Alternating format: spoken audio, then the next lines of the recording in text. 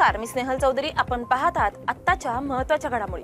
चला तर मग सुरुवात करूयात आत्ताच्या मुख्य बातम्यांपासून. अमित ठाकरे यांना नोटीस देण्यासाठी नवी मुंबई पोलीस शिवतीर्थावर दाखल. नेरूळच्या शिवस्मारकाचं बेकायदेशीर उद्घाटन केल्याप्रकरणी मनसे नेते अमित ठाकरे यांच्यावर गुन्हा दाखल झालाय. अमित ठाकरे यांना नोटीस देण्यासाठी नवी मुंबई पोलीस शिवतीर्थावर त्यांच्या निवासस्थानी दाखल झाले. अमित ठाकरेंना नोटीस देण्यासाठी 1.5 तासांपूर्वी नेरूळ पोलीस शिवतीर्थावर दाखल झाले होते.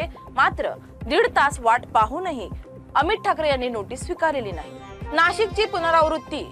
मध्यरात्री भांडेवाडी 2 मजली घरात बिबट्याचा शिरकाव. नाशिकची पुनरावृत्ती नागपुरात सुद्धा घडली आहे. काल मध्यरात्रीच्या सुमारास भांडेवाडी परिसरात 2 मजली इमारत असलेल्या अनिल राऊत यांच्या घरी बिबट्या शिरलाय. प्रथमदर्शी आलोक अनिल राऊत या 10व्या वर्गात शिकणाऱ्या मुलाने बघितल्यानंतर त्याची माहिती वडिलांना दिली. आलोक पुन्हा वडिलांसोबत ज्या ठिकाणी बिबट्या लपून बसला होता त्या ठिकाणी चप्पल मारण्याचा प्रयत्न केला. मात्र बिबट्याने हालचाल केल्यानंतर हा बिबट्याच आहे असं लक्षात आल्यानंतर याची माहिती पारडी पोलीस स्टेशनला दिली. 4 तासानंतर बिबट्याला जेरबंद करण्यात वन विभागाला यश आलंय. सांगली जिल्ह्यात 4 बिबट्यांची पिल्ले आढळल्याने खळबळ. गेल्या काही दिवसांपासून जिल्ह्यामध्ये बिबट्यांचा वावर मोठ्या प्रमाणात वाढल्याचं दिसून येतंय. अशातच बिबट्या शहरी भागांकडे वळल्याचं मोठ्या प्रमाणात दिसून येतंय. अलीकडे सांगलीतील मध्यवर्ती ठिकाणी असलेल्या विश्रामबाग या ठिकाणी बिबट्यांचा वावर आढळून आला होता. वन विभाग आणि पोलीस विभागाकडून याचा शोध घेण्याचं काम सध्या सुरू आहे. भाजप नेत्या चित्रा वाघ यांची पीडित कुटुंबियांची भेट घेऊन केलं सांत्वन. मालेगावच्या डोंगराळे येथे एका चिमुकलीवर अत्याचार करून तिचा निर्घृणपणे खून केल्याच्या घटनेमुळे संपूर्ण महाराष्ट्र हादरला असून भाजप नेत्या चित्रा वाघ यांची डोंगराळे येथे जाऊन पीडित कुटुंबियांची भेट घेतली आहे. त्यांचं सांत्वन करताना त्यांना अश्रू अनावर झाले.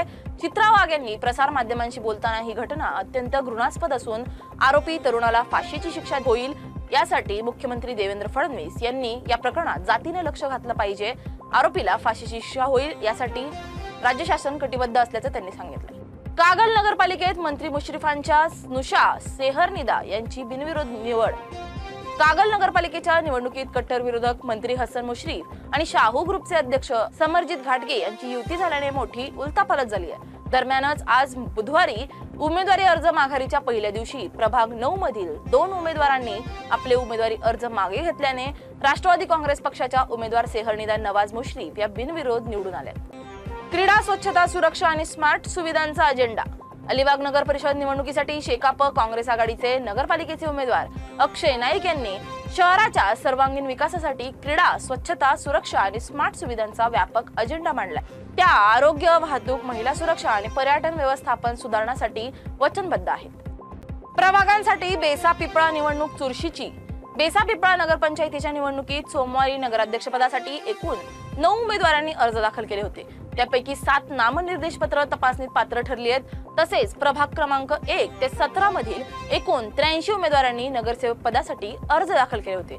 त्यापैकी 72 अर्ज पात्र ठरल्याची माहिती सहाय्यक निवडणूक निर्णय अधिकारी भारत नंदनवार यांनी दिली आहे. निवडणूक प्रक्रिया शांततेत पार पडत असल्याचंही त्यांनी सांगितलं आणि सर्व मतदारांनी मतदानाचा हक्क बजावावा असं आवाहन केलंय.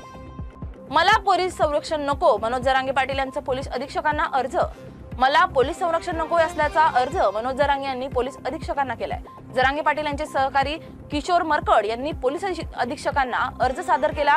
माझ्या घातपाताचा कट रचणारे धनंजय मुंडेच कटाच्या मुख्य सूत्रधाराला सरकार चौकशीपासून आणि अटकेपासून वाचवत असल्याचा जरांगे यांनी आरोप केलाय.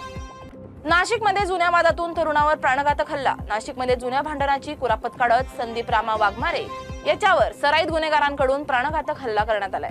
जुने बस स्टँड, कृष्ण मंदिराजवळ रस्त्यात अडवून अज्ञातासह इतरांनी वाघमारे याला फायटरने बेदम मारहाण केली. यात रामा वाघमारे जखमी झालेत.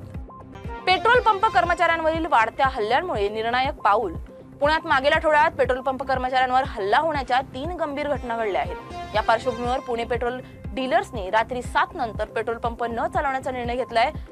पेट्रोल पंप पूर्ण दिवसभर बंद ठेवू शकत नसल्याने आम्ही संध्याकाळी 7 वाजता विक्री बंद ठेवण्याचा निर्णय घेतलाय अशी भूमिका पेट्रोल डीलर्स असोसिएशनचे प्रवक्ते अली दारूवाला यांनी घेतली. त्यांनी या संदर्भात आयुक्तांना लेटर देऊन इशारा देखील दिलाय.